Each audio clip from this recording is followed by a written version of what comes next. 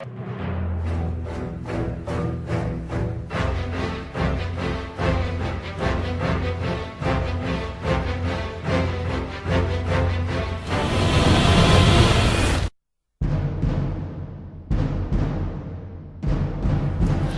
fans, gojifan93 here, and welcome to day 27 of Godzilla Thon 2014. Today we will be taking a look at Godzilla against Mechagodzilla. Alright, so, we are down to the last 3 movies until the new film comes out. Oh my gosh, guys. I'm getting kind of tired, but, alright, here we go. Godzilla against Mechagodzilla.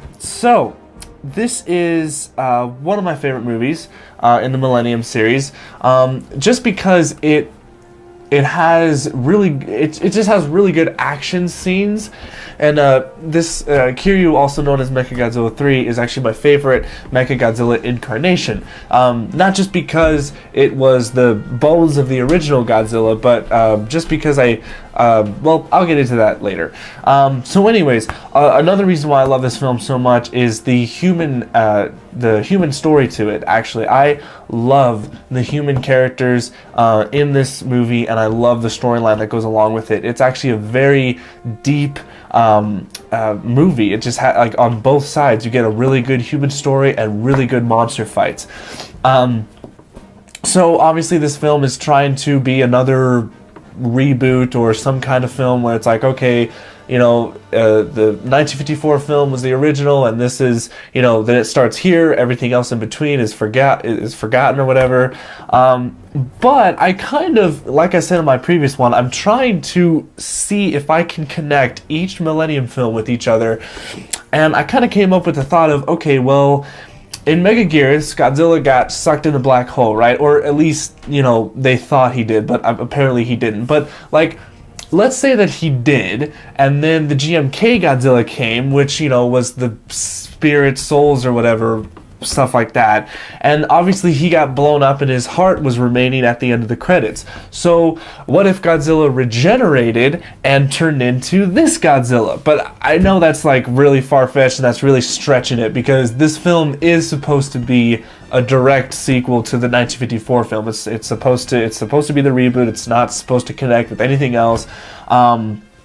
But what is interesting is that in this movie they actually use some stock footage from Mothra and War of the Gargantuans, where they actually are talking about, you know, ever since Godzilla we've been attacked by other monsters. It's like a curse and stuff like that. So that's pretty interesting how they connected it with some Showa films, which I thought was pretty nice. But yeah, the human characters are really awesome. The main female protagonist, her name escapes me, but she's really good. The character has an awesome story arc. You know, she starts out as like, what happens is, it's kind of like what happened with Mechagodzilla. She was the main protagonist, and she made a mistake, or, well, this time it was a big mistake, where she like turned the tank. They were like shooting at Godzilla with maser tanks, and she turned the tank when her friends were backing up because Godzilla hit a cliff and rocks were falling it, so her friends were backing up the car so that they wouldn't get crushed. But what she ended up doing, she freaked out and she turned the tank and it hit the truck and it fell off the cliff, and then Godzilla stomped on it right in front of her. And so she, ever since that, she just became this closed, shut off from everybody, and she was, you know, she's just regretful of everything. She thinks everything was her fault and all that. But she has an amazing story arc where she, you know, she starts out as that, and then she turns into this very how do I want to say, a very cheerful person. You know, I mean, at the end, she's still kind of, you know, well, I hate Godzilla, because, you know, the ending shot is really amazing. But I'll leave you guys to watch that for yourselves. But yeah, I love the main character. She's awesome. The supporting cast is really good as well. Every character is very well fleshed out. I don't know, I really like the human element in this movie. It's just really good. Like, you actually care about the characters. And then Godzilla's badass as always.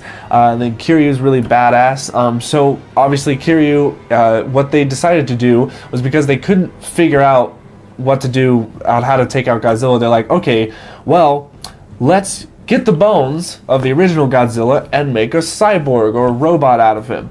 And which once again, this is kind of changing up the formula. And I wanted to know what it would have felt like to be a Godzilla fan when this film was being made, how the fan reaction was when they found out that that it was the bones of the original Godzilla. I wondered like how it would be. I bet a lot of fans were probably like, two ways. Some fans were probably like, oh, that's amazing. Other fans were probably like, but also, it's kind of weird, though, is that if you do watch the original film, you can clearly see that Godzilla bones, they disappear. But in this one, they're saying that they stayed there, they picked it up, and then they made him. But yeah, it's a really cool idea. It's a really cool origin story for this. They're keeping Mechagodzilla fresh, obviously because, once again, Mechagodzilla is made from humans, not from aliens. So now we have 2 Mechagodzillas that are made from humans. So in order to make Kiryu stand out from Mechagodzilla 2, they had to give him some different kind of origin, which is really cool. Another thing is that in his chest plate, he has the awesome weapon known as the Absolute Zero Cannon, and it basically shoots out absolute zero temperature, and it freezes everything automatically, like right away, and then it just shatters it. So that was their plan, is to freeze Godzilla and just shatter him and deal with him that way. But obviously things don't go well, and when Kiryu first fights Godzilla, since Godzilla still, or the original Godzilla still has some DNA in the robot, when Godzilla does his roar, it actually triggers Kiryu, and all of a sudden Kiryu just goes back to primal, like, oh my god, I remembered I'm Godzilla and I gotta destroy things and stuff like that. So Godzilla retreats, and then Kiryu, all of a sudden his eyes, they start to glow red, and he just goes on a rampage. And what's funny is they say well, shut him off, what do we do? And they're like, we can't do anything, and we have to wait till his basically till his batteries run out or whatever, until he can't function anymore. Because that's the one downfall about Kiryu, is that he actually has a time limit. I think they said he has 2 hours of battle time or something like that. So that's kind of what are they working on? Are they working on AA's with this guy? Are there AA batteries that they put in him? Is that how they make Kiryu work? I don't know. But so they have to wait till Kiryu runs out of energy, and they say oh, there's an hour left, and they can't do anything. So basically they have to sit by while Kiryu just destroys stuff for an hour. And I love the line from one of the programmers or whatever. She's just looking up at the commander. She's just like, God help us. And it's just like, yeah, definitely, you're gonna need it. But yeah, so there's also the soundtrack is really good. We get the composer from Godzilla vs. Mechagodzilla back, so it actually has the same kind of soundtrack of Mechagodzilla with the whole boom boom boom boom boom boom boom, and it's really awesome. That soundtrack is just awesome. But they do add a few new, there's some new tracks in it. But overall, it's a fantastic soundtrack. And the other thing that I want to talk about is the reason why I love this film more than Tokyo SOS is because this is the first Godzilla film where it's just Godzilla and Mechagodzilla. There's no other monsters interrupting this. Because think about it. In Godzilla vs. Mechagodzilla, he had King Caesar with him. In Terra Mechagodzilla, we had Titanosaurus interfering with Godzilla and Mechagodzilla. In Godzilla vs. Mechagodzilla 2, we had Rodan interfering. But this time, it's finally just Godzilla and Mechagodzilla duking it out. And the final battle is so awesome in this movie, because rather than it being, because some Godzilla movies, especially the Heisei series, does this a lot, where it's mostly just a standoff where they're just shooting beams at each other, and there's not really a lot of close combat. But in this one, I mean, man, both Kiryu and Godzilla just go in close and just smack each other. They're doing all these cool moves. I mean, Kiryu stabs Godzilla in the arm with this arm blade that pops out. Godzilla blows his fire breath at his arm and then kicks him in the gut. I mean, it's just the moves and the choreography that they did in this movie is just awesome. I love the fight scene in this movie. It's just it's awesome. I love it.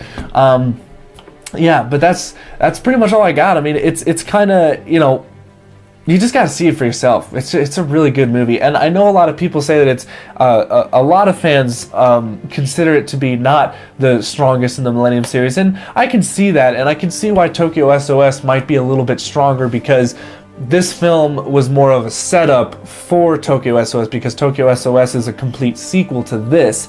But in my opinion, I just like this one more just because it's more focused with Godzilla and Kiryu, because in Tokyo SOS, Mothra has to come in because she always wants to, you know, it kind of, I don't know, it just makes things even more complicated. So this film is just a simple monster bash classic Mechagodzilla movie, and it's just awesome. I love it. So if you haven't seen it, highly recommend go out and watch it. It's awesome. And I think actually they're starting to resell this DVD at Walmart along with all the other Blu-rays and re-releases that they're doing. So yeah, highly recommend getting this movie. But that's pretty much all I got for this one. So thank you guys so much for watching. Stay tuned for tomorrow for Godzilla Tokyo SOS, and I'll see you guys then. Stay big, G fans.